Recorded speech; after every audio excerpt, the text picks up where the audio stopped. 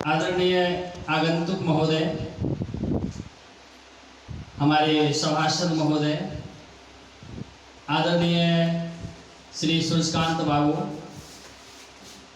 और हमारे इस जिला साहित्य प्रकोष्ठ के महासचिव श्री विनोद मिश्रा साहब, आदरणीय श्री गजेंद्र बाबू, आदरणीय श्री राधे मोहन जी और आदरणीय राहुल जी।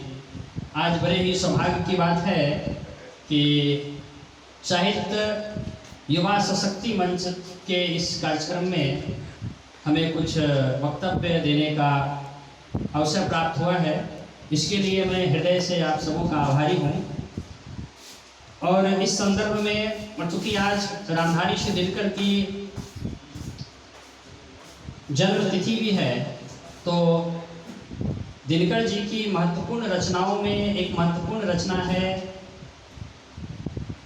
यह महाभारत का युद्ध चल रहा था और अश्वसेन नाम का सर्प कर्ण के रथ पर आरूढ़ होकर जैसे ही कर्ण तरकस से तीर निकालता है तो वह अश्वसेन उसके तीर के ऊपर चला जाता है और उससे कहता है कि हे कर्ण, मुझे अर्जुन के रथ तक पहुंचा दो, क्योंकि इसने मेरे कुल का विनाश कर दिया था। जब खांडवप्रस्थ में अर्जुन को रहने के लिए दिया गया था, तो उस समय खांडवप्रस्थ में अर्जुन ने अपने धनुष के नोक से एक सर्पणी को फेंक दिया था, जिसमें उस सर्पणी को प्रसव हो गया था। उसी समय वह आग में भस्मीभूत कर दी गई थी। तो सारे सर्प तो मर गए थे, लेकिन अश्वसेन नाम का एक सर्प जीवित था। तो अश्वसेन और कर्ण के बीच में जो संवाद होता है, रामधारी श्री दिनकर ने एक महत्वपूर्ण स्थिति का जो चित्रण किया है, वह वाकई स्मरणीय रहेगा। तो आइए सुनते हैं।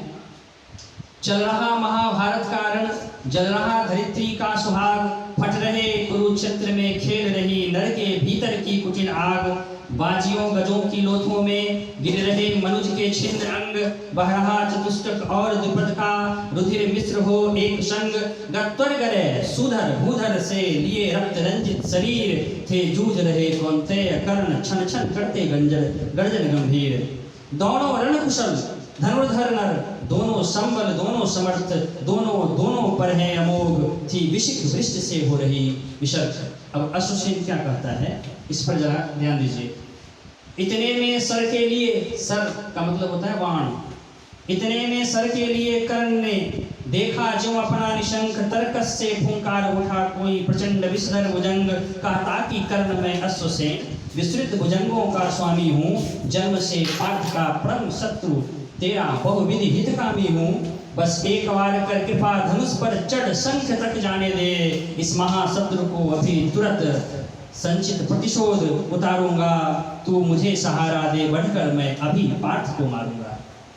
वह सर्प कहता है कि मैं अभी पार्थ को मारूंगा, तू मुझे बस उस रथ के उस पार हमें पहुंचा दे। अब इस पर कर्ण क्या कहते हैं, सुनिए। राधे जरा हंसकर बोला, रे कुटिल बात क्या कहता है। राधे जरा हंसकर बोला, रे कुटिल बात क्या कहता है। जय का समस्त साधन नर का अपनी बाहों में रहता है, उस पर भी सांपों से मिलकर मैं मनुज से युद्ध करूं। जीवन भर जो निष्ठा पाली उससे आचरण विरुद्ध करूं। तेरी सहायता से जय तो मैं अनायास पा जाऊंगा, आने वाली मानवता को लेकिन क्या मुंह दिखलाऊंगा। कर्ण एक अपराज्य योद्धा था महाभारत के रण का, और जिसके जितने भी सारे पात्र थे, कर्ण उसमें सबसे महत्वपूर्ण पात्र था। संसार कहेगा जीवन का सब सुकृत कर्ण ने छाड़ किया, प्रतिभट के वध के लिए सर्प का पापी ने सहाय लिया। रे अश्वसेन तेरे अनेक वंशज हैं छिपे नरों में भी।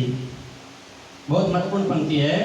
रे अश्वसेन तेरे अनेक वंशज हैं छिपे नरों में भी, सीमित वन में ही नहीं बहुत बसते गुरपुर ग्राम घरों में भी।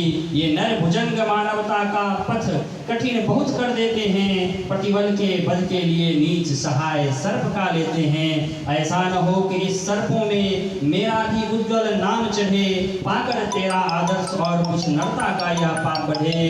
अर्जुन है मेरा शत्रु किंतु वह सर्प नहीं, नर ही तो है।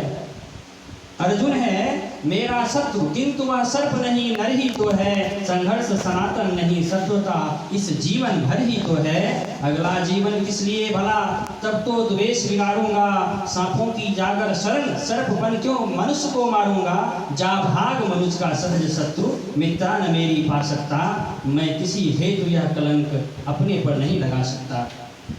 कर्ण एक महत्वपूर्ण पात्र है महाभारत का, और सत्य, धर्मनिष्ठ, कर्तव्यनिष्ठ और महाबली है, संग्राम विजेता भी है। लेकिन वह स्वयं को एक समाज से एक पथभ्रष्ट मानकर और विक्षिप्त मानकर, समाज से अभिशापित मानकर वह सारी उम्र भर जीता है। फिर भी वह महाभारत के समस्त योद्धाओं से काफ़ी बढ़कर है, काफ़ी आगे है। धन्यवाद।